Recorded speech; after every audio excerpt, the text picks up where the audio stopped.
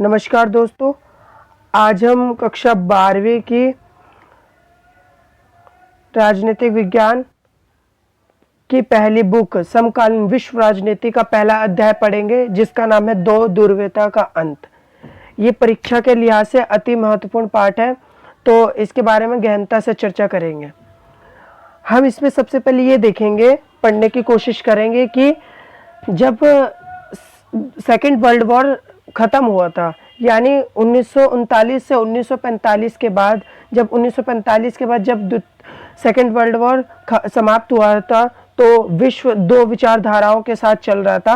पहला पूंजीवाद, दूसरा समाजवादी व्यवस्था। और जो पूंजीवाद का समर्थन करता था वह था अमेरिका, और जो समाजवादी विचारधारा का समर्थन करता था वो था सोवियत संघ यानी यूएसएसआर। तो इस पार्ट में हम सबसे पहले हम यूएसएसआर के बारे में ही पढ़ेंगे, कि ये देखने की कोशिश करेंगे कि कैसे वो दो विचारधाराओं का अंत, मतलब समाजवादी विचारधारा का अंत कैसे हुआ और विश्व एक ध्रुवीय यानी अमेरिका यानी पूंजीवाद व्यवस्था की ओर अग्रसर हुआ। तो इस पार्ट को हम शुरू करते हैं। इस चैप्टर का नाम है दो ध्रुवीयता का अंत। सबसे पहले हम पढ़ेंगे कि यूएसएसआर यानी सोवियत संघ, इसका फुल फॉर्म हम देखेंगे कि समाजवादी सोवियत गणराज्य। अब हम इसके बारे में पढ़ेंगे कि सोवियत प्रणाली यानी सोवियत की जो व्यवस्था थी वहाँ की, यानी सोवियत संघ की, वो प्रणाली क्या थी। तो हम इस प्रणाली के बारे में पढ़ेंगे।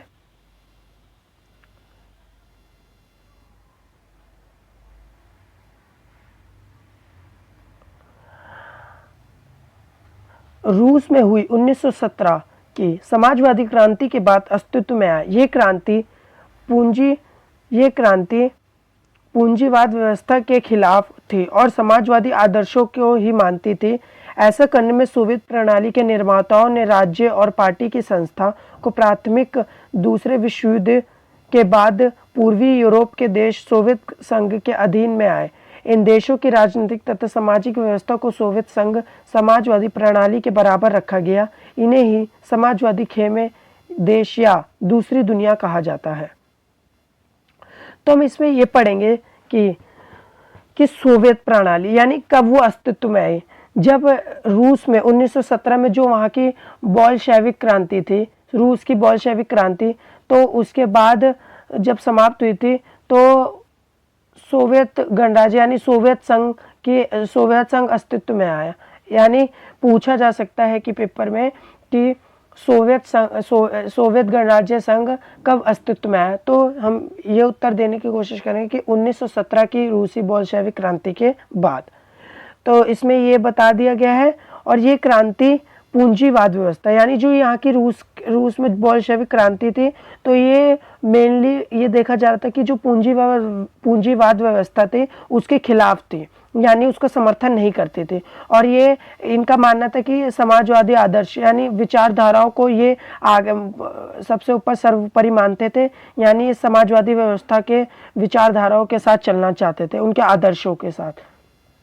क्योंकि उनका मानना था जो सोवियत प्रणाली के जो निर्माता थे, यानी जो उनको एक तरह से बोला जाए तो उनको जो रास्ता दिखाने वाले थे लोग, तो उनका मानना था कि जो राज्य यानी देश और वहाँ की पार्टी, वो सबसे पहले कि सोवियत प्रणाली को ही सबसे सर्वोपरि ऊपर रखे, मतलब सर्वोपरि रखे।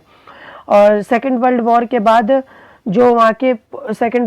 बाद जो यूरोप के अधिकतम देश थे, उनको सोवियत संघ ने अपने अधीन रखा, जिन्हें हम कह सकते हैं कि जो, क्योंकि अगर उनके अधीन आ जाएंगे सोवियत संघ के, वो यूरोप के जो देश हैं, अगर सोवियत संघ के अधीन आ जाएंगे तो वहाँ की राजनीतिक व्यवस्था और सामाजिक व्यवस्था को भी उनको मानना पड़ेगा सोवियत संघ की है। तो उन्हें बोला गया था कि उनके जब अधीन आया था तो उनके समाजवादी खेमे यानी जो समाजवादी और देश उनमें जुड़ गए थे, तो उन्हें ही दूसरी दुनिया कहा जाता है।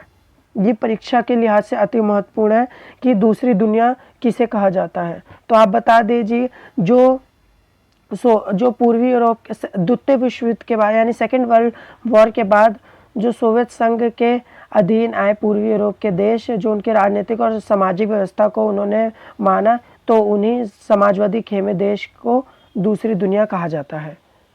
आई होप आपको इतना क्लियर हो गया होगा।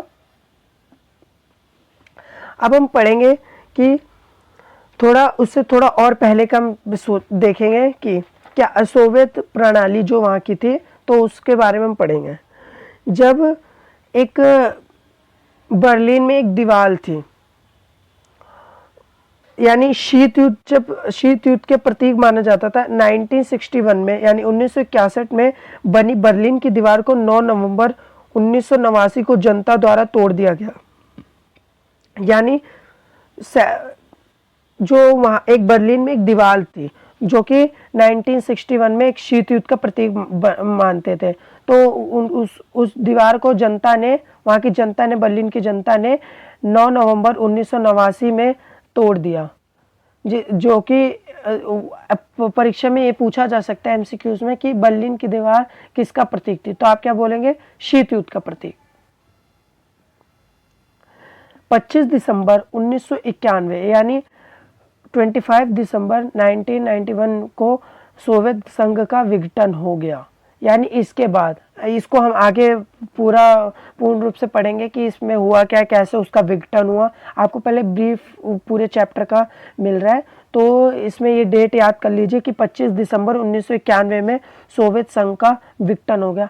आपको ये समझना चाहिए कि जो 1991 की डेट है, 1991 की डेट है जो, वो कितनी महत्वपूर्ण है।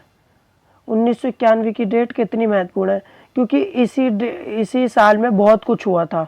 जैसे भारत में एलपीजी इसी समय लागू करी गई थी, यानी जो आपको आगे पढ़ाया जाएगा।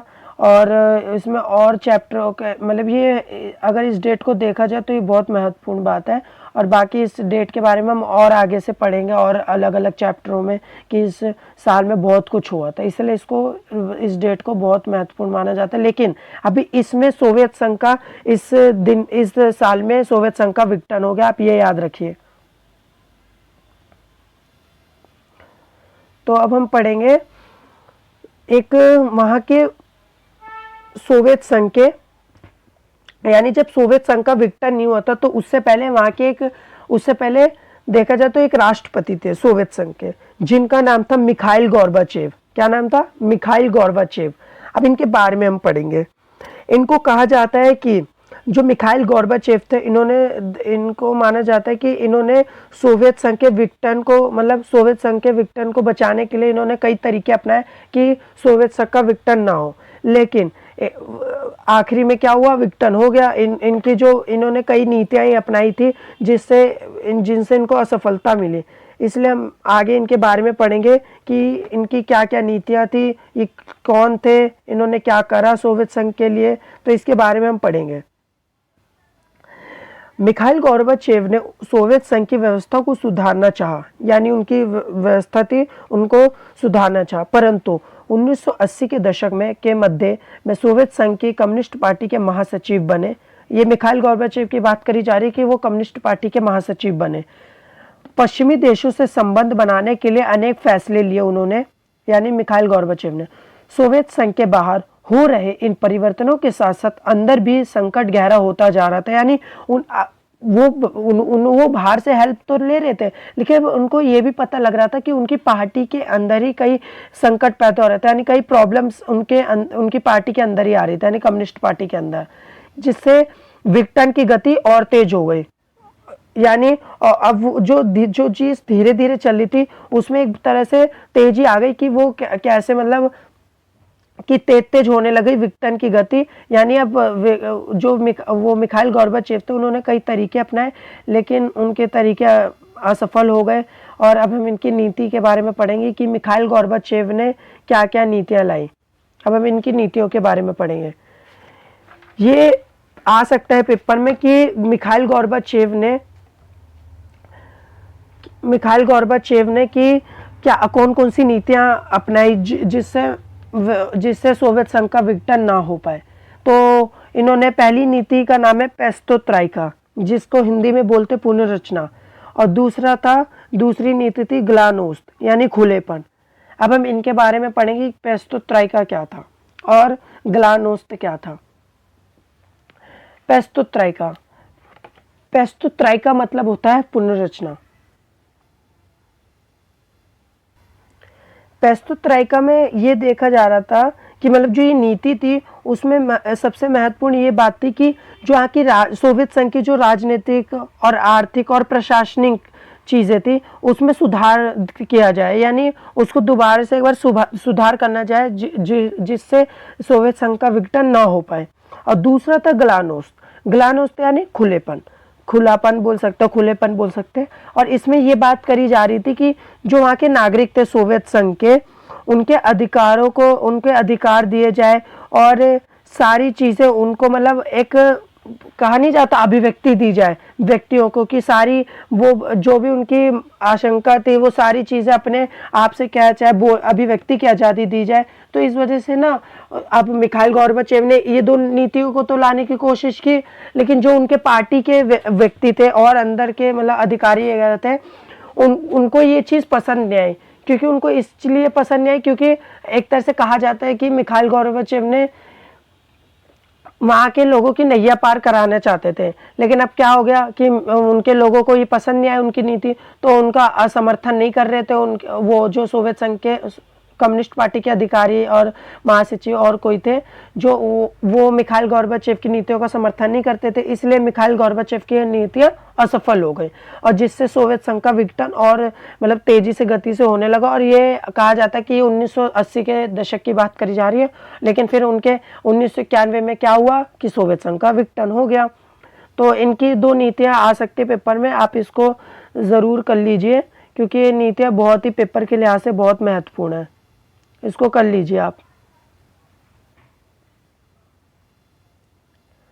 अब हम आगे पढ़ेंगे। 1991 में एक तख्ता पलट भी हुआ। मिखाइल गोर्बाचेव के खिलाफ उनकी पार्टी ने उनकी नीतियों का विरोध किया। बोरिस येल्त्सिन, यानी ये वो व्यक्ति थे बोरिस येल्त्सिन, सॉरी अगर मुझे बोलने में कोई वो दिक्कत हो, लेकिन ये व्यक्ति थे, ये रूस के प्रथम राष्ट्रपति बने थे। यानी सोवियत संघ का जब विघटन हो गया था 1991 में, तो ये रूस के प्रथम राष्ट्रपति बने थे और ये कहा जाता है कि क्योंकि रूस सोवियत संघ का उत्तराधिकार बना था ना, इसलिए ये वहाँ के राष्ट्रपति प्रथम बने थे। चलो कोई नहीं, उसको आगे हम पढ़ेंगे, पहले हम इसके बारे में। और आपको मैंने ये पहले बता दिया है कि वो जो तख्ता पलट हुआ था और उनके साथ के मतलब उनकी पार्टियों का विरोध करते थे मिखाइल गोर्बाचेव की, आपको मैंने पहले बता दिया। और बोरिस येल्त्सिन के बारे में भी हमने पढ़ लिया कि वो प्रथम राष्ट्रपति बने थे। फिर हम इसमें क्योंकि ये जो व्यक्ति थे ना, जो ये राष्ट्रपति बने थे, ये आम जनता पर चुनाव हुआ, वहाँ की जनता ने उनको चुनाव किया और ये प्रथम राष्ट्रपति बने रूस के, और ये भारी समर्थन से जीते थे। दिसंबर 1991 में के नेतृत्व में सोवियत संघ के 3 बड़े गणराज्य, यानी जब सोवियत संघ का विघटन हो गया 1991 में, तो सोवियत संघ के मेनली जो 3 बड़े बड़े वो थे, एक जैसे 3 जो गणराज्य थे, रूस, यूक्रेन तथा बेलारूस, इन तीनों ने सबसे पहले मांग उठाई अलग होने की, और ये तीनों अलग भी हो गए। जो कि आज रूस को आप जानते हो कि रूस कितना पावरफुल देश है। यूक्रेन के बारे में भी आप जानते हो, बेलारूस के बारे में आप बहुत कम जानते हो लेकिन जानते होंगे, मैं आशा करता हूँ। तो इस जो सोवियत संघ था उसका जब विघटन हो गया तो ये 3 गणराज्य बढ़ गए और इन्होंने उससे अलग होने की मांग की सोवियत संघ से, और कम्युनिस्ट पार्टी बंद हो गई, वहाँ की जो वहाँ की पार्टी चलती थी वो बंद हो गई और पूंजीवाद व्यवस्था को उन्होंने आधार बना लिया। क्योंकि उनको पता था कि ऐसा उनको लग रहा था कि सोवियत संघ में जो प्रणाली चलती थी समाजवादी विचारधारा, उसको उन्होंने बंद करा, यानी कम्युनिस्ट पार्टी विचारधारा को बंद करा और उन्होंने पूंजीवाद को ही अपना आधार बना के वो आगे अपने अर्थव्यवस्था को सुधारना चाहा, अर्थव्यवस्था को नहीं यानी अपनी प्रणाली को और अच्छी तरह से चलाना चाहा। अब हम ये पढ़ेंगे कि ये वाला टॉपिक है आपका, एक सेकेंड,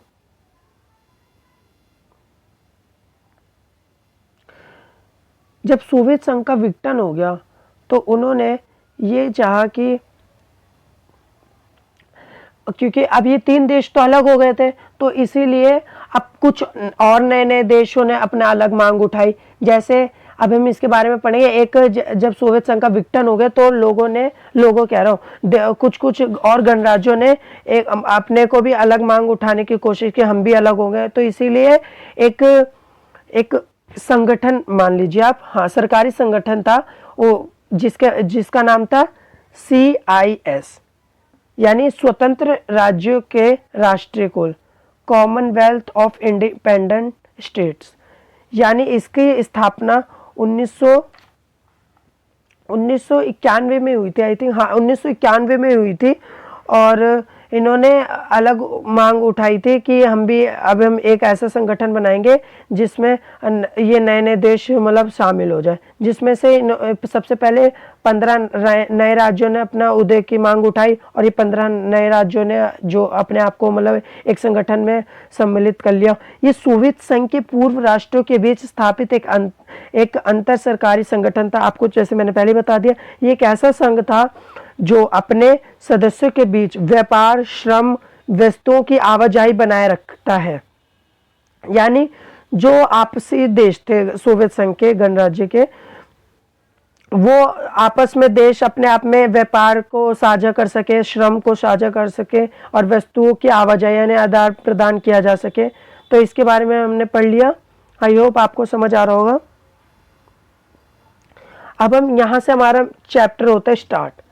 मतलब स्टार्ट तो हमारा पहले हो चुका था चैप्टर, लेकिन पहले थोड़ा अब, लेकिन जो मेनली जो कुछ हो रहा था, अब यहाँ से एक तरह से अगर देखा जाए तो पार्ट यहाँ से स्टार्ट हुआ है। अब हम पढ़ेंगे कि सोवियत संघ, उसका विघटन क्यों हुआ, यानी क्यों हुआ, कारण कुछ भी हो सकता है। तो ये पेपर में आता है क्वेश्चन कि सोवियत संघ के विघटन के क्या कारण थे, विस्तार पूर्वक बताएं, या सोवियत संघ का विघटन क्यों हुआ। तो अब हम पढ़ेंगे। सोवियत संघ की राजनीतिक और आर्थिक संस्थाएं अंदरूनी कमजोरियों के कारण लोगों की आकांक्षाओं को पूरा नहीं कर सकी। अब हम पहले पॉइंट के बारे में पढ़ेंगे कि जो वहाँ की सोवियत संघ था, सोवियत संघ के जो वहाँ के लोग थे, लोगों की कई कई आकांक्षाएं थी कि मतलब उनको अधिकार दिए जाए। तो वहाँ की ना जो वहाँ की राजनीतिक प्रणाली थी और आर्थिक संस्थाएं थी, तो उनकी ना कमजोरी, अंदरूनी कमजोरियां यानी अंदर की लड़ाइयों के कारण ना वहाँ के वो प्रणाली लोगों की आकांक्षाओं को पूरा नहीं कर सके। यानी लोगों की ज़रूरतें, जो लोगों को लग रहा था कि ये चीज़ हमारे साथ हो सकती है, लेकिन ये चीज़ लोगों के साथ हुई नहीं। तो इसलिए हम देखा जाएगा कि वहाँ के लोगों की आकांक्षाओं को पूरा नहीं कर सकी सोवियत संघ की प्रणाली। कई सालों तक अर्थव्यवस्था में गिरावट आ रही थी। जैसे कि देखा जाता, मिखाइल गोर्बाचेव ने जब नीतियाँ अपनी लागू करी थी, तो वहाँ उसी टाइम से ही, मतलब उससे थोड़ा और पहले, वहाँ की अर्थव्यवस्था में भी गिरावट आ रही थी तेजी से। इससे उपभोक्ता वस्तुओं की बड़ी कमी हो रही थी। यानी जो खरीदने वाले लोग थे, जो वस्तुओं को खरीद रहे थे, उनमें भी भारी गिरावट आ रही थी। क्योंकि जब अर्थव्यवस्था धीरे गति से चल रही है, तो लोग भी सामान नहीं खरीद पाएंगे, और आबादी का एक बड़ा हिस्सा अपने राज्य व्यवस्था की शक की नज़र में देखने लगा। ये तो समझ आ गया होगा आपको। सोवियत संघ ने अपने संसाधनों का अधिकांश परमाणु हथियार और सैन्य साजो सामान पर लगाए। यानी जो सोवियत संघ ने अपने संसाधन यानी रिसोर्सेज थे जो सोवियत संघ के, वो लोगों में या देखा जाए तो विकास में नहीं, उन्होंने सबसे ज़्यादा अपने संसाधनों को परमाणु हथियारों में और सैन्य मतलब मिलिट्री आर्मी वगैरह में उन्होंने अपने संसाधनों का सबसे ज़्यादा अत्यधिक योगदान कह रहा हूँ, सबसे ज़्यादा वो संसाधन लगाया। सोवियत संघ ने अपने संसाधन पूर्वी यूरोप के देशों में बांट दिया, जिससे ये वह अपना नियंत्रण करें। अब उन्होंने अपने आप को देख नहीं रहे, वो देख रहे थे कि पूर्वी जो यूरोप के देश थे पूर्व साइड के, उनको भी अपने संसाधन दे रहे थे। ये अब पहले अपने उसको नहीं देख रहे, वो अपने यूरोप को भी देना चाहते थे कि अपने क्या मतलब वो यूरोप के साथ भी आदान प्रदान करते थे। प्रदान ही ज़्यादातर करते थे, आदान बहुत कम करते थे, लेकिन सबसे ज़्यादा निर्यात ही करते थे। इसलिए ताकि वो अपना नियंत्रण वहां पर भी स्थापित कर सके पूर्वी यूरोप साइड। सोवियत संघ प्रशासनिक और राजनीतिक रूप से रुक चुका था। कम्युनिस्ट पार्टी का शासन, यानी जो वहाँ की कम्युनिस्ट पार्टी शासन कर रही थी, वो कम से कम 70 सालों तक चल रहे थे, लेकिन पार्टी अब जनता के प्रति जवाब दे नहीं रही। भारी भ्रष्टाचार होने लगा, जिसके कारण जनता अलग थलग हो गई, क्योंकि वहाँ भ्रष्टाचार पे अत्यधिक होने लग गया था कम्युनिस्ट पार्टी के अंदर। पार्टी के अधिकारों को आम जनता से ज़्यादा विशेष अधिकार प्राप्त है, यानी जो वहाँ के आम जनता को जो अधिकार प्राप्त हो, उससे ज़्यादा कहीं अधिक पार्टी के लोगों को अधिकार प्राप्त हो गए थे। और देखा जाए तो रूस की प्रमुखता ज़्यादा हो रही थी, यानी रूस का भी वर्चस्व अत्यधिक हो रहा था सोवियत संघ में। प्रौद्योगिकी और बुनियादी ढांचे में पश्चिमी के मुकाबले पीछे रह जाना, यानी जो पश्चिमी यानी अमेरिका की जो विचारधारा थी और पश्चिमी के जो देश थे उनसे पीछे रह जाना तकनीक के मामले में। अब हम पढ़ेंगे सोवियत संघ के विघटन के परिणाम। सोवियत संघ का विघटन हो गया तो उसके बाद क्या हुआ।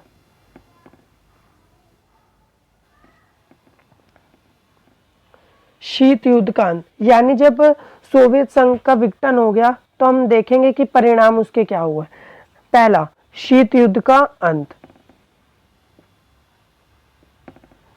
शीत युद्ध के अंत के बारे में अब हम पढ़ेंगे डिटेल से।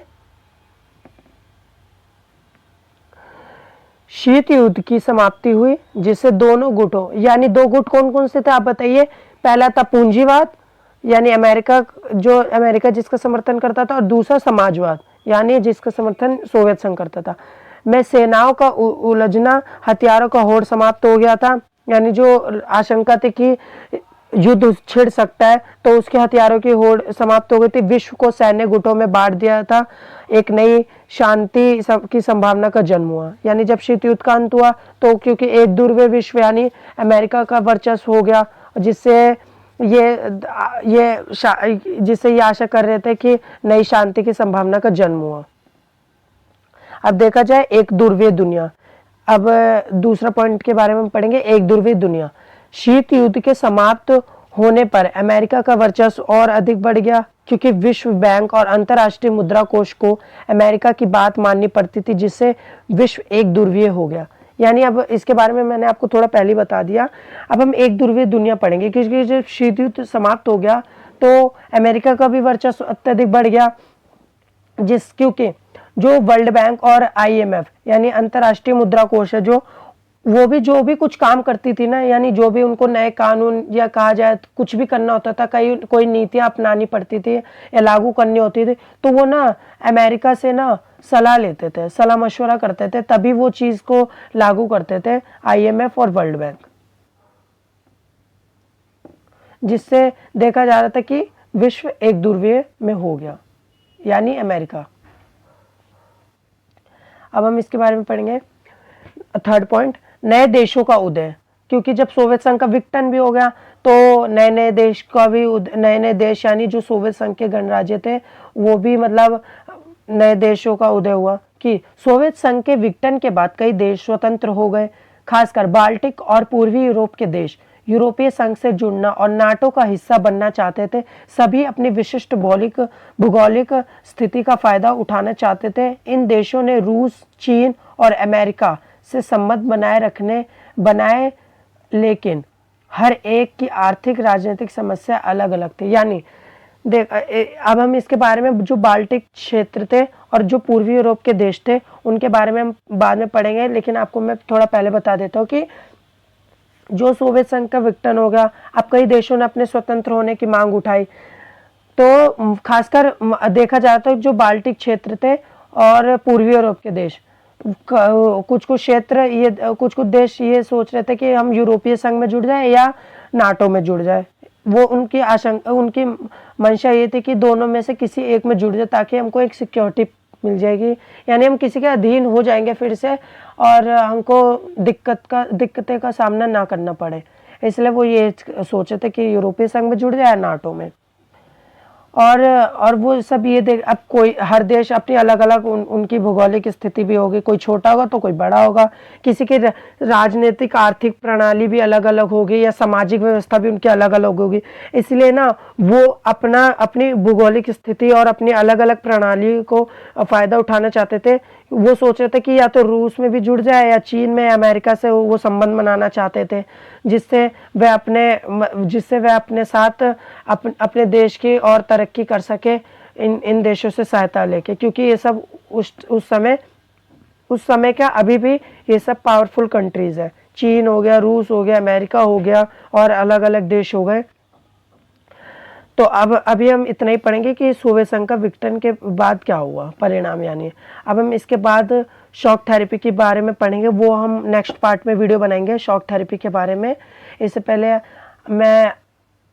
मैं ये सोच रहा हूँ कि आपको ये वीडियो पसंद आई होगी और आई होप आपको समझ आ गया होगा जितना भी मैंने पढ़ाया। अगर आपको कोई दिक्कत हो रही हो तो कमेंट बॉक्स में कमेंट कर दीजिए। बाकी आपको नेक्स्ट वीडियो मिल जाएगी, सेकंड पार्ट जल्दी। जय हिंद, जय भारत।